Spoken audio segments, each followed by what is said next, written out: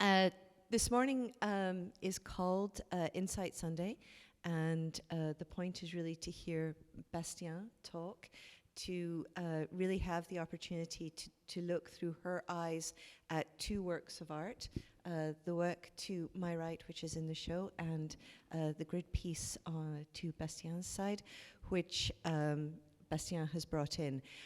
We like this to be as much as an open forum as possible. So if you do have questions, please let's not be formal about this. Let's make this a dialogue.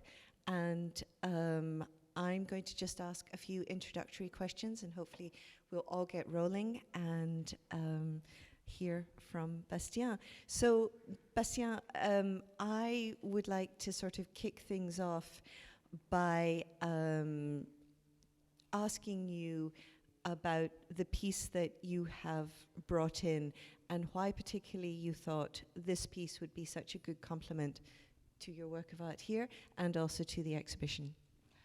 Well, can you hear me? Yeah, it's weird to talk with a microphone. Thank you so much for having me, and thank you for this really amazing exhibition. It speaks on so many levels, to concept, to material, to just to an openness of dialogue, artist dialogue, really serious artist dialogue. So I'm very appreciative about that.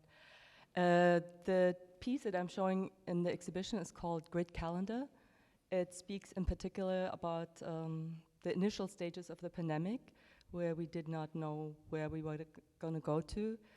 It was a time of big uncertainty, but it was also a time when you had to kind of reimagine how you were pivoting and navigating every day, basically. Because I have a particular love for grids as my art practice for a very long time, and I'm going to go back later and explain why and what it does, I decided to work on a grid calendar. The idea was to work with fragile material, because we live in a very fragile time right now, and to kind of create like sequences of 7. 7 is the duration of a week, and just start going. So it's basically the first 98 days of the pandemic.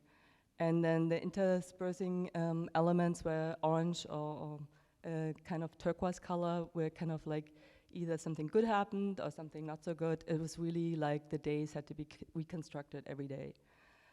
So I think, I mean, for all of us, it was a very existential time, and it keeps being in a strange way. But the grid, on one hand, formulates also a structure for all of us to be able to navigate in. So it's a comforting presence. On the other hand, a grid is also something confining, because it's very geometric. And my solution to counter that was to create these kind of soft grids. A soft grid is, you show there is a love for the line, but it's a meandering line, it's an uncertain line, it's a wavering line, it's a line that can give.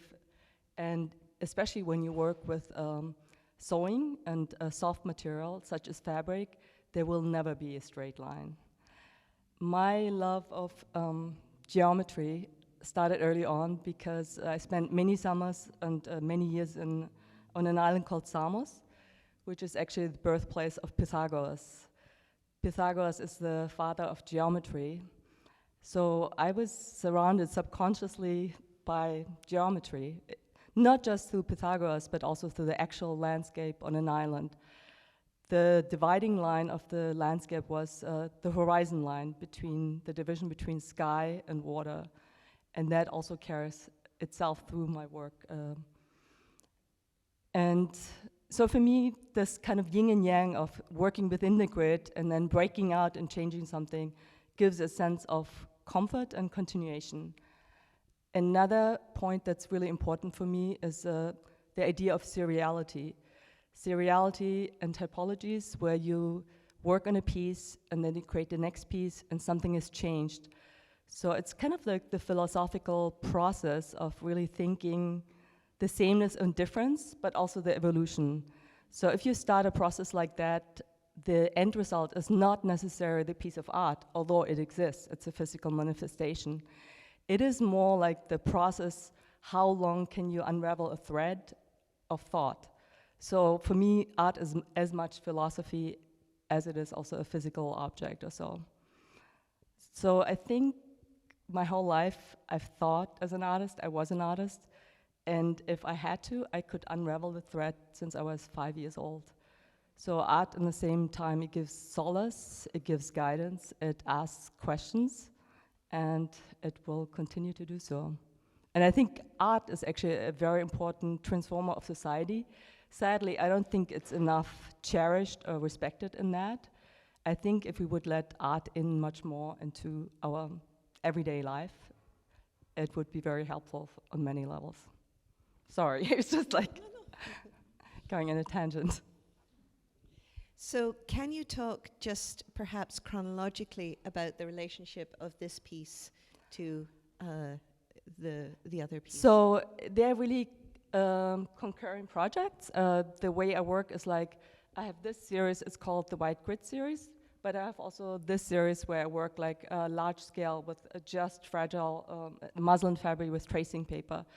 The thought is it's just like a space or so, and if you create a space that's kind of free hanging and fragile, I follow kind of L and its tree. It could be also draped, or it could be presented many different ways. So it borders on the line of being a painting, a draping, a sculpture, according to how you place it. Whereas here, the space is a fixed space because it is stretched over the canvas, but I still play with the same principles of sameness and difference and the zone line. And most recently, I started introducing sculptural elements. This is polymer clay that I sewed into the canvas. And the reason why I'm doing this, because again, I'm trying to exit the idea, what is a canvas and what is a two-dimensional space, to add something that's also three-dimensional. The other thing with all of my work, there is the light that shines on it plays also a role, like light and shadow. So like a sculptor that I admire a lot, Gertrude Goldschmidt, she lived in Venezuela, and she created hanging sculptures called dibujos en papel, where like very thin iron rods that are mounted together, but were lit in a way, or the light fell into a way that it created like an underpinning of another drawing of light. So I'm interested in that too. So especially with the white on white work, the minute the light falls onto it, it's gonna create another underdrawing. Can you talk a little bit about your choices of color? Because they are quite rigorous. Yes, so let's talk about color. So again, it's kind of like this yin and yang. So one project is totally white on white, because I really wanted to reduce the possibilities how far you can push a thing. But then on the other hand, I also decided to create another line, which it's called colored grids instead of the white grid series, where I introduced gradually colors. So initially it was just the color blue because it refers to my upbringing in Greece, but then also a lot of strong primary colors such as orange, red, and yellow. So it was more like this idea of creating another typology where you play with the different colors that still engage with the white and how far you can push it as a process. And can you talk about the use of linen? How did you kind of discover linen? So it's actually a duck cotton canvas, which in a way is a carrier for many canvases that painters also use. I came to the conclusion, because initially I feel very drawn to fragile materials such as tracing paper and muslin fabric, but I wanted to work more large scale. And with the paper, I ran into the problem because I started punching the paper and doing things with it that it just did not hold up what I wanted to do with the paper. And then I thought, well, let me just work with the raw material of a canvas. Although it had like a little bit higher thread count, so it's a little bit more, has a little bit more stretch. And then I realized I could do like the same things just with canvas that you can do with paper. But I started kind of pleating it or kind of interfering in it in a way that kind of made me feel like it's kind of an expandable material. And this idea of fragility, I find it interesting given that, you know, your father was an archaeologist. You grew up, obviously, around archaeological sites. I mean, that was the reason you were in Greece. Can you talk about ideas of sort of classification, fragility, and perhaps also ideas of organization in your work? Thank you for noticing it. I would say that my father's profession as an archaeologist had a deep impact on me in very different ways. One is, first of all, the ode to the object, the ode to the fragile object, because just the fact that a shard of terracotta or a vase or an amphora could survive thousands of years is mind-blowing in itself. So it's kind of also, yeah, the ode to the humble object. That was a humble object in those days, and it survived. So it's definitely just a love for the anthropological and the archaeological object. The other thing is also just, yeah, the systems of classifications. First of all, on archaeological digs, the way of laying out basically the dig is through a grid. And very often it is actually a grid where the strings are kind of lined up in a grid-like formation to know the exact position of an object. So for me, it was also this kind of principles of locating something, determining something, and then kind of reinterpreting it. And the other thing what my father did was, and that's probably where my love of typology comes from, he laid out on these long tables in the Archaeological Museum in Samos, shards of terracotta. And I just have this visual memory of these kind of laid out pieces. So, and he would, in his spare time, also kind of try to find pieces that would fit together. So it was kind of like dealing with a huge, enormous puzzle. You had to have a long memory for visual cues to be able to put it together. So I think very often I work with similar principles, that in my mind I keep collecting. It could be pieces that I notice in an exhibition or in nature or on travels. I make a note in my mind and I kind of reintegrate it in my work. That brings in an aspect of play, which we've never talked about, but despite what is a very rigorous presentation of your work, I believe there's an enormous amount of play in there. Thank you for noticing. I mean, I always say art is actually a sacred playground, and to give yourself permission to be in that space is the freedom. And when I grew up in Greece, in the summers, it was a very free way of being. We would be outside, we were 5 kids on our own, and we could fabricate anything out of wood, sticks, stones, and just be. And for me, it's also taking this part of the process of feeling free into my artistic process, and that's my #1 mantra: you're free when you create, and it doesn't matter to me what somebody says afterwards, or if it's part of a show or not, if somebody likes it or not likes it. I need this freedom to create and to experiment and to create my own process around it. How, given that kind of process and given the fact that you are working in series, how do you decide both when works are finished and then also when a sort of series is finished? Yeah, that's a more complicated question. Sometimes a project just peters out naturally, but a lot of times it takes me probably 5-6 years to kind of maybe veer into another direction. And a lot of times it happens that I try to see kind of a question or a problem from different angles, and a lot of times I try to create a book or monograph around it and do different shows around it. And sometimes you feel like you don't have any more to add, and then that's it. But then there are other projects that seep into the new project. So it's never like a straight line. You just have to follow basically where it leads you to. The piece here, where is this in this series, and how does it both relate to and differ from other parts of that series? I mean, this is pretty recent, so I would say it's probably the last 4 months or so. I mean, I don't know where it's gonna go, but it was just like this idea that I want to introduce another element into something that supposedly is a painting. So maybe that's my latest journey. And it's interesting, so there's like a 2-year time span, really. But then again, I'm still working with this material, so some things are concurrent. And when you look at this work, what are the parts of it that you're really happy with? I don't know. I never really think of work in those terms. It's kind of funny. I think it's really more this kind of asking questions, and actually I liked my work to ask myself more questions. When I'm asking more questions, it makes me happy. So it's actually the other way around.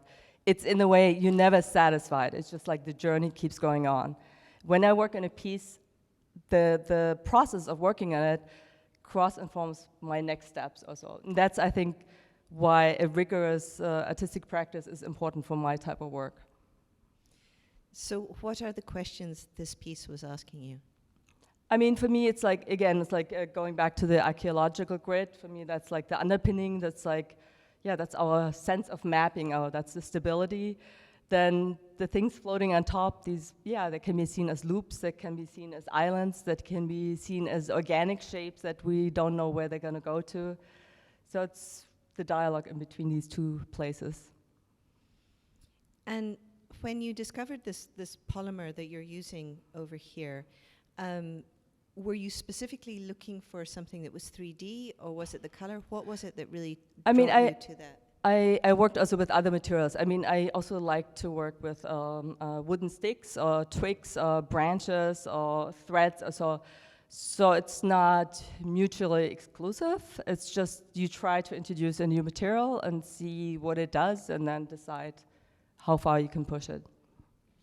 But it does seem, especially with your introduction of certainly branches and things like that there's a tension between perhaps the rigorous structure of your work and then sort of interventions of nature or something that is more chaotic. Totally. I think also with this, the whole idea of like repetition of a pattern or so, there needs to be always something in it that kind of makes it more organic or natural or breaks it. So it's really this line in between the fixed and the uncertain also. And when you were working on this piece in particular, the decisions to kind of move outside of the grid, is that inherent to the series or was that inherent to this single piece? I will tell you because that's one of the, it can be, but I'm not sure yet. I'm working on that right now. That's where I am right now. So can you talk a little bit more about that? Because I mean, that is a tension I find very interesting because there is this kind of rigorous framing of your work, and then even as you do that, you are breaking it. I find that just very interesting.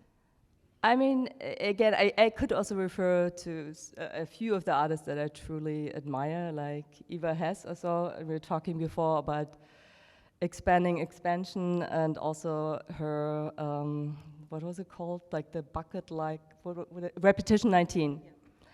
So again, I think she plays a lot with this kind of obsessiveness of repetition of a thing, a gesture, but all has like an organic bent to it that you feel like drawn in because your eye and your mind needs to modulate what your kind of emotional response is to that, and that I find fascinating. So how much of this, when you go into the studio, are you preparing in advance, and how much of it is actually happening in the studio? Well, when I work on the colored grids, actually I do a lot of sketching because it's also laying out kind of color grids also. When I'm working on the white grids, it is actually very much out of the process itself when I work on the last piece, because it's also very kind of craft kind of work because you use your hands and your mind at the same time. So it's a good time just like to spin new ideas. So very often, while I do something, something will come to me that kind of engages the future process. I find that interesting that there is this divide then between the works in color and the works that are essentially the white grids. In a certain way, yes. Can you elaborate? Yeah, I mean, it is, because when you work with color, it's kind of like you composing with color. So of course, if you have like the lower quadrant yellow and the top is red, that has like a particular way of interacting and also influencing the viewer. So that's something, it's a composition, it's a geometric composition with color. Whereas when you work only with white, you take that away. It's a division of space, but it's not a composition with color. I just find that a really interesting definition and sort of division. I have a between cocky the words. mind. No, it's very interesting. I mean, it makes me think of lots of other analogies, such as, I mean, there's the art historian Francisco Zeri, who always said that you should not look at works of art, photographs of works of art in color, because photography at the time could not represent it, so you were never actually seeing the object, and if you looked at it in black and white, you were looking at the composition. So I find that very interesting. I mean, also, by the way, my background is not just painting and visual arts, but I studied basically painting and photography in Italy. And I practiced for many years social documentary photography in black and white. And if you do that, it's just about the geometric composition, really. And much later, actually, when I moved out here, only color entered my photography when I moved out here and after I had kids. So it was a very different process. Like, you add another element to it, and it's just like your brain kind of figures it out differently. That's a very interesting point that you kind of broke into color with children. Can you speak a little bit more about that? I mean, I was a totally convinced black and white photographer. This is going to be the story to the end of my life. And it surprised me myself that I could see the world in color. I think I was just literally not interested in color photography because it's also because if one thing is like you say, okay, photography is the representation of reality. It's like, I'm not interested in spinning reality or so. That's not. And there seemed like a bigger departure when you dealt with black and white photography, that you just could kind of reorganize the world and interpret the world in a very personal way. And somehow I couldn't see that with color before. When I started having children, I started photographing with color, but also added something else into that. I added actually people into my photography much more, and kind of a hidden narrative that I created or so. So it was a different time, different psychology, a different place. I think life does influence you. I mean, I'm not the type of person I said, it's just art, it's a straight line. I think we intersect with life, and life is as important as art. Life is more important than art, of course, but it seeps in, but you cannot disregard life as an effector. It's just such an interesting point, because I think especially for female artists, hopefully further back in time, to have children was always a fraught moment in a female artist's life. I mean, I remember doing an exhibition with Rebecca Campbell where she was pregnant with twins, and she told me not to tell her dealer that she was pregnant, because she wanted to show her dealer that despite the fact that she was about to have 2 more children, that she could continue to produce at the rate she was. And I was deeply upset that she felt that she had to compartmentalize on one hand, but also hide such an important part of her life. I think this is still true in a lot of cases. I think it's much better than what it used to be, but I know also from personal experience, also working as a photographer, I didn't get a job because I was pregnant and considered to be a higher risk to go to Mexico to work on a story, or in many other subtle or not so subtle ways. So I think, and I have been told more than once, you can only have 2 things out of 3, which is like either a career and a husband, or a kid and a career, but you can't have all 3. And I have to say, it's also not easy. So, I mean, I think you have to make it work. Each person makes it work in their own way, but you have to be incredibly disciplined, and you just can't take no for an answer. You have to do it. Yes, of course.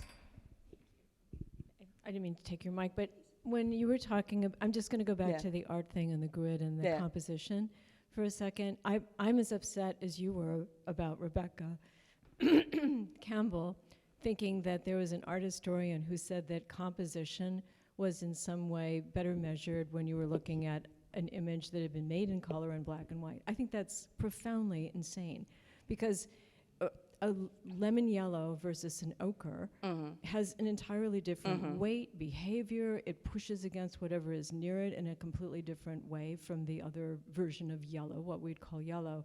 So the idea of reducing composition as if it were actually, you know, a John Nagy learn to draw thing where you put a triangle for a nose and that's composition is just batshit crazy to me. So, and I was wondering, but back to your work, because you wear color fantastically. You always are like wearing vivid colors, and I think of you as this little ray of sunshine every time I see you in a crowd. And in your work, you're much more kind of restrained, and yet your color is very carefully placed. I wanted to ask about the white on white though. So if you were making that composition or a series, one of a series within that compositional intention, would you ever like go ahead and render something that you had figured out, excuse me, conceptually, and then make changes because you stepped back and didn't like it compositionally?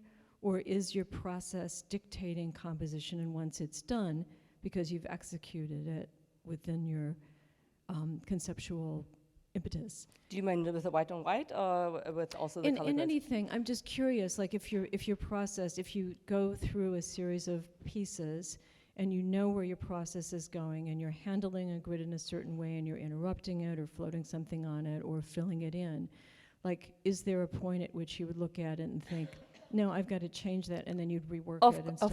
Of course. Every artist has it. I mean, the good thing is when you live with your work, you look at it every day. So if something does not work, you will find out by living with it very soon. So you could like make 20 and end up with 5 of a series. Yeah, and after, I think the longer you live with it, the more you know what works and what doesn't work. And in terms of the color, I mean, maybe you've seen it less, but actually my work is really dual. So the colors that I use in the colored grids, there's white in it, but it's very colorful. It's definitely very strong colors. Yeah. Would you say that white is like your anchor? Because yes. I yes. think I see that as a sort of a thread running through, and maybe it's white of paper, or started off as white of paper, yeah. and then Yes. Thank you. I have a question.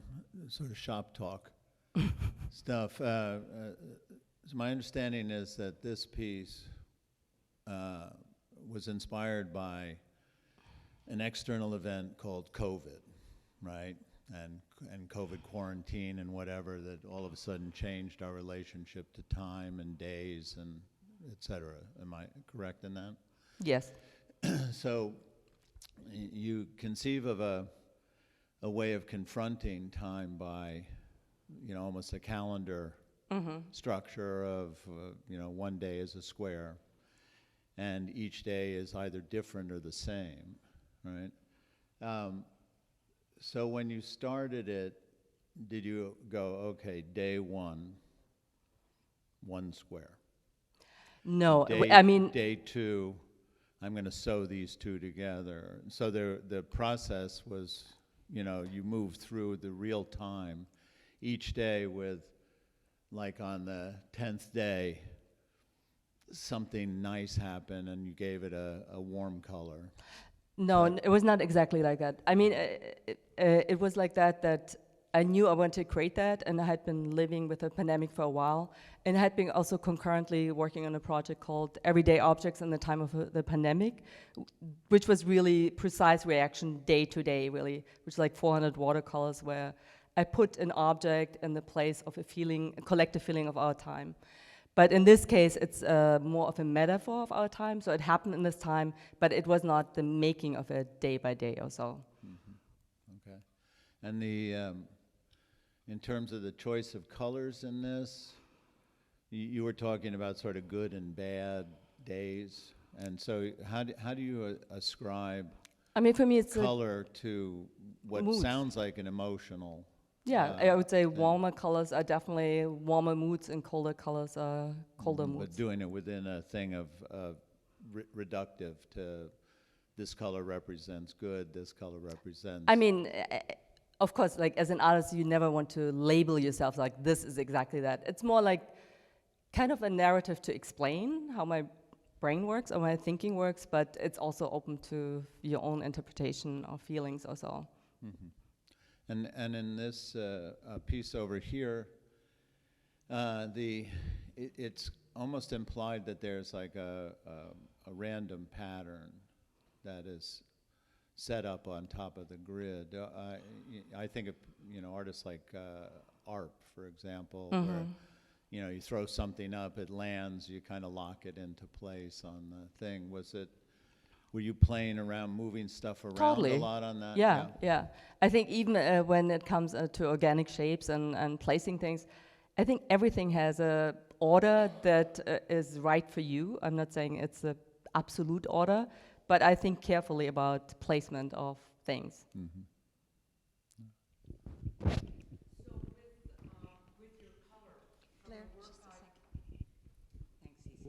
From the work I've seen, your colors are mainly primary, right? Yes. I mean, yeah. There's not a lot of mixing of colors. I like what I like about primary colors. They're very immediate. And if you look also like in everyday life, it's kind of a contrasting point to nature. So when you use an orange and a red, it's really signals something very immediate, or the same thing with yellow or orange or so. And the blue is like, for me, the relationship to water. So these 3-4 colors create for me like a good basis that I kind of can play with. Yeah, practically the whole thing. I mean, blue is also water. I mean, water reflects whatever around it, but we do associate it a lot with. Strangely, I don't work a lot with green. I think it comes also from growing up in Greece. There was not a lot of green, and even I see like trees and nature. I mean, I love trees, but it's not something that enters compositionally my mindset. And that may be why you got the green there. Somebody asked a question. Take this. Hi. Hi. I've learned things about you just now, and I thought I knew a lot. One of the things that you mentioned about your father being an archaeologist, which I did know, was that the objects that he was finding were typically everyday objects. So, if it was the jewels of the royal family, they wouldn't be in an archaeological dig. It would be the pottery or the vases that were used by common people. And I was thinking about how you have this, you also talked about play with your big family, and you'd use whatever materials were just around. And then your interest in arte povera and those, very common materials. And so I started to see like a connection between what your father was doing that had never been spelled out for me before. Also the grid, of course. That's how sites are located. And the other thing, I mean, we work together at the Whaling Museum in Sag Harbor. There is a thing about museums or historic buildings, and strangely, by some kind of serendipity, I worked now in 3 museums that were maritime places, one in Staten Island, one in Sag Harbor, and now I'm against the show with Tony and Alice. There is something that draws me to this combination of the water, but also the idea of history and the idea of the object, the archaeological object, and to kind of try to create a narrative around that.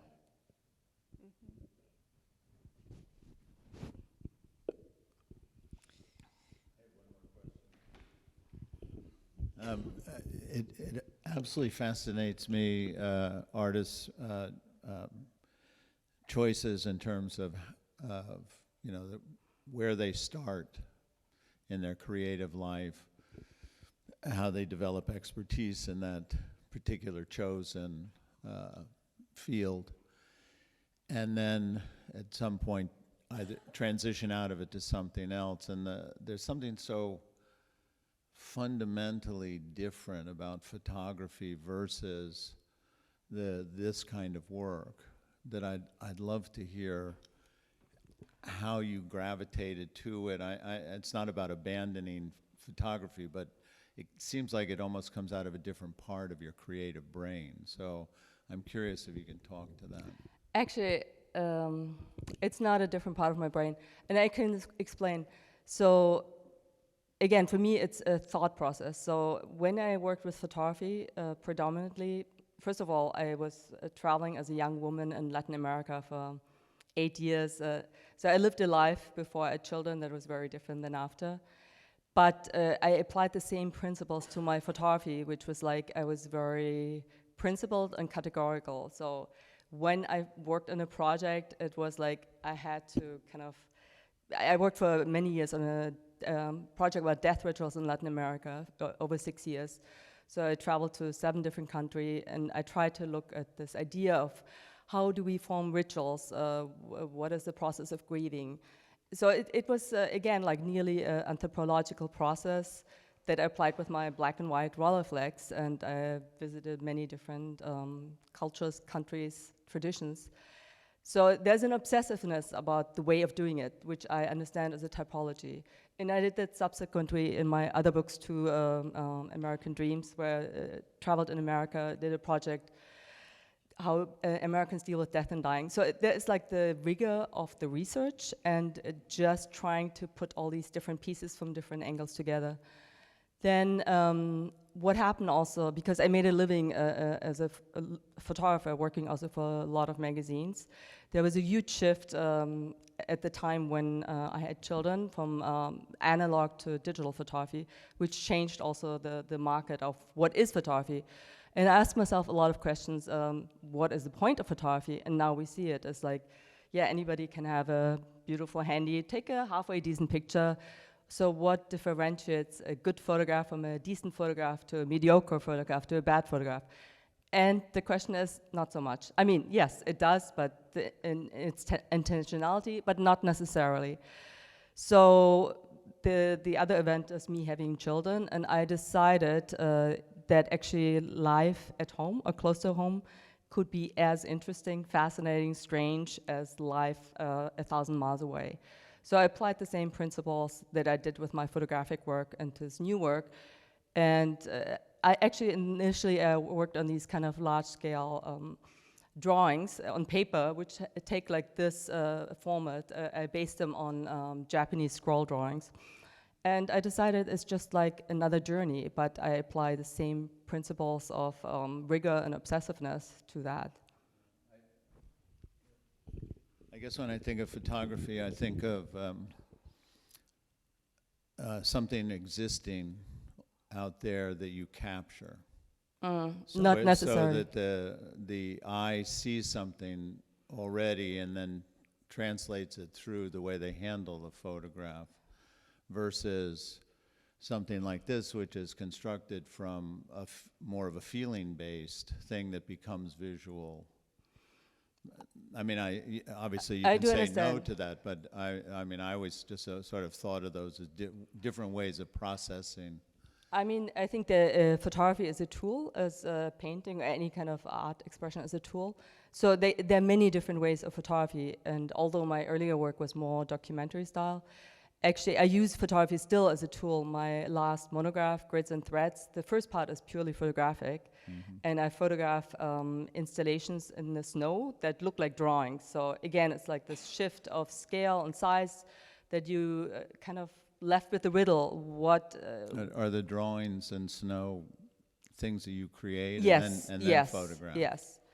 And this leads right into these kind of like grids on paper, where I punch a piece of paper 8 by 8 inches and go, how far can I go with this idea of inserting something into a paper and keeping it the same or making it different. So again, in my mind, there's not a separation, but again, I give myself permission to do that. So I think each artist is different. I think some artists are just photographers, some just painters, but I consider myself an artist who plays with different media, and I've done it for a long time. So it can bleed, one can bleed into the other if I decide to do so. The only thing I want to add to what you said about the cell phone sort of pushes you out of photography because the standards are lowered, or because the blurred between good, bad, shitty, fabulous photographs. The same thing's true in painting as well. But there were fewer painters. Yeah, but the thing is that the standards are now totally blurred, so nobody actually knows what makes a good work of art. So Yeah. it becomes a real problem in terms of studio practice, how you answer your own question about what is good and what is Right.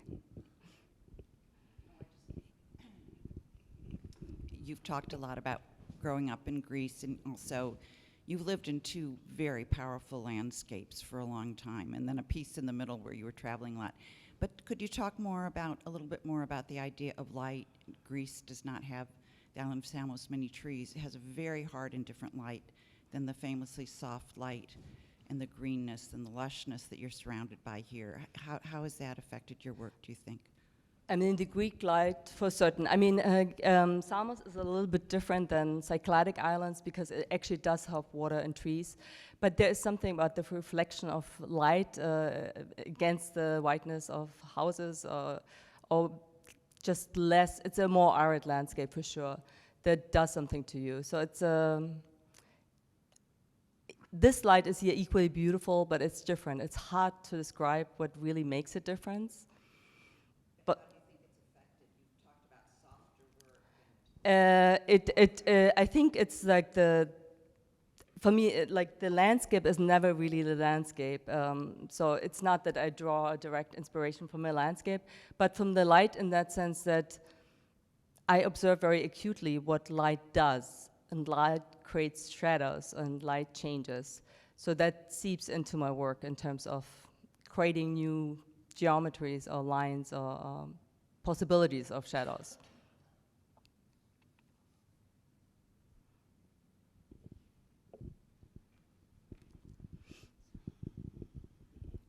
Hi. One of the things I love about what you said, for someone who works with the mind, that you follow a thought. Like, first of all, that takes incredible attention. And it's also the level of awareness that you have in your work. I'm curious if you meditate, first of all, but how you're able to stay so intentional, because your work stays with me. Like, I walk around and I notice things that I didn't notice before because of the patterns that you've brought to my attention and how you play with it in nature.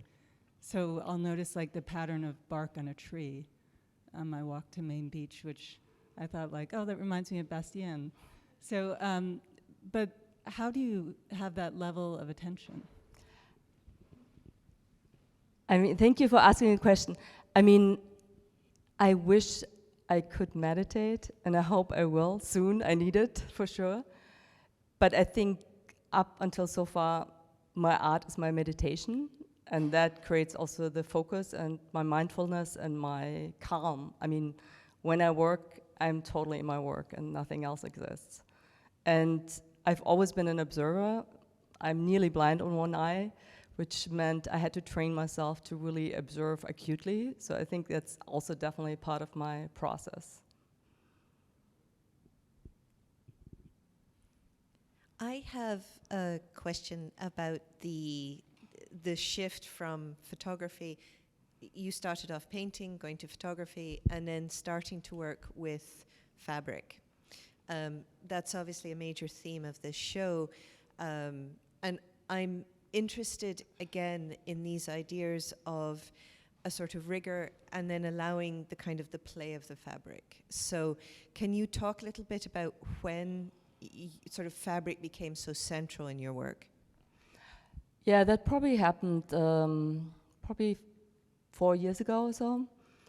It was really a discovery by chance. It was really when I worked with paper and wanted to go bigger, and I just had this idea, let me try. Also, sewing was always part of my practice. Like when I was younger, I sewed my own clothes, or it's also part, I went to a German school and you had to learn also craft stuff, like which is like stitching. And my mother, thank God, kept all of these little booklets with my samples of crocheting and stitching and sewing. So it was part of, it was there.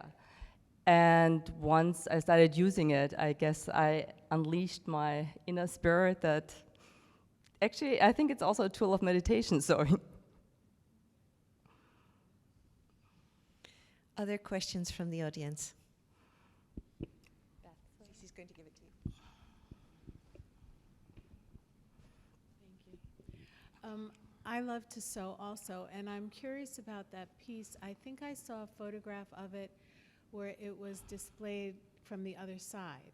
And I was wondering, did you give a lot of thought into showing the seams and why?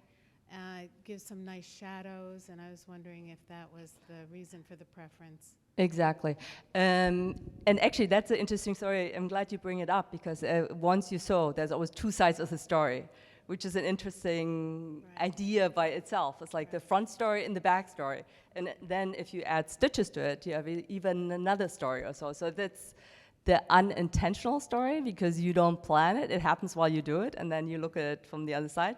But it's it makes it also fuller as a piece in a way.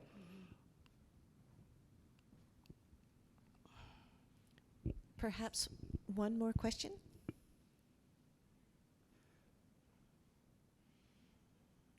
Sebastian, what have we not asked you that you think I we don't should know. have asked you? I feel like I revealed myself in totality, but I have nothing to hide, so please. Probably know a lot about me now. Okay, so what are you most excited about in the studio, and what's coming up? You know what, right now I'm kind of collecting ideas. The summer is too crazy anyway. You just have to work to sell the work, basically. I'll pick up my thread, and we have the show in Amagansett. I pick up the threads in September, so time is racing anyway. Well, I would like to thank you, Bastienne, for your time today and for your openness and honesty, and I'd like to thank the audience, and I would like to encourage you, if you haven't seen the show in Amagansett, definitely go and see it. It is always great to see artists in different locations. So, Bastienne, thank you so much. Thank you so much. Thank you. Thank you.